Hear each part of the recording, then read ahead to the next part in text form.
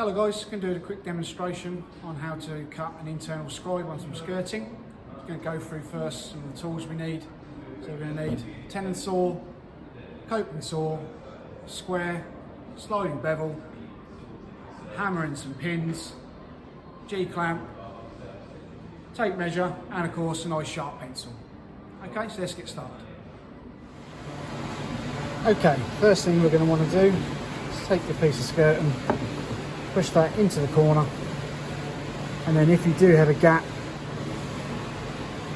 where the skirting meets, you can simply scribe that in, put your pencil on edge up against the other side and just run that up all the way across, keeping the pencil nice and flat. That then gives you a line to cut to at the correct angle of the wall.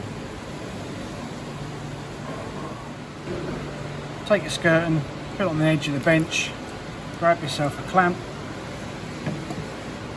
that on, make sure the clamp is out of the way of your saw, nice and tight there.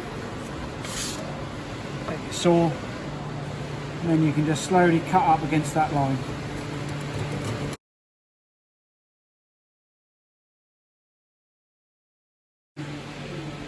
Okay, once you've done the cut, that then should fit in nice and tight so there's no gap anywhere up against the wall.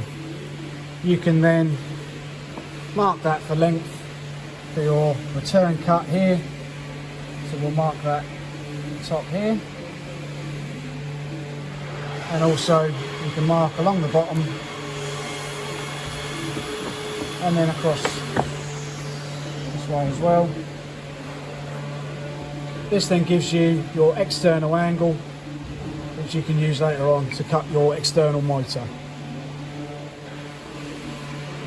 So once we have that cut, check that all fits and nicely cut down to our points for our external 45-degree mitre. So then we need to then bring our second piece in where we're going to actually cut the internal scribe on. So again, we need to make sure that we don't have a gap like this, so we need to scribe that first. So we can just hold that there. Again, with our pencil on the edge, run the pencil up and you can see how far out that cut is. So that gives us something to scribe to. So we're going to cut that angle first and then we're going to cut a 45-degree angle back this way for us to then cut the scribe. So now we've got our scribe marked out, we can put our slide and bevel on, take that angle from there, tighten that up, and we can move that back so we have some more room to actually make our cut. So just mark that on the flat edge.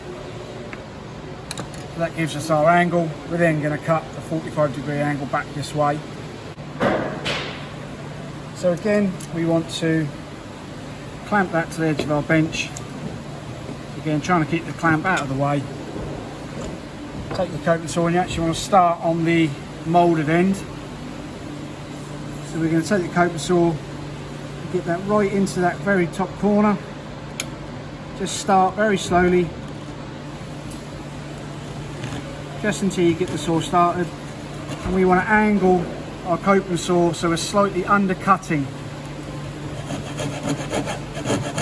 And just take your time. Nice small strokes for a start.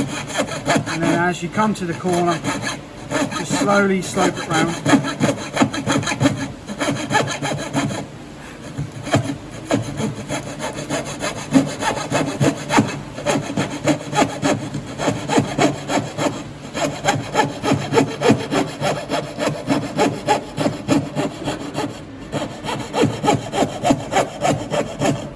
Once we get to the end of the moulded section, we can stop there and then we can cut the rest with our tenon saw.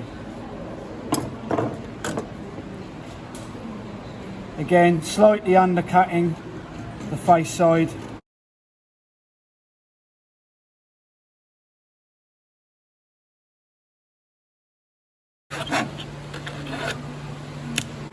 Once we have the scribe cut, just have a double check that we have got the right angle. Okay, that's looking really good. So now we need to mark our final width for our internal piece of skirting there. So once that's cut, we can then position that in. And we should have a nice tight gap, or no gap at all, into the corner here.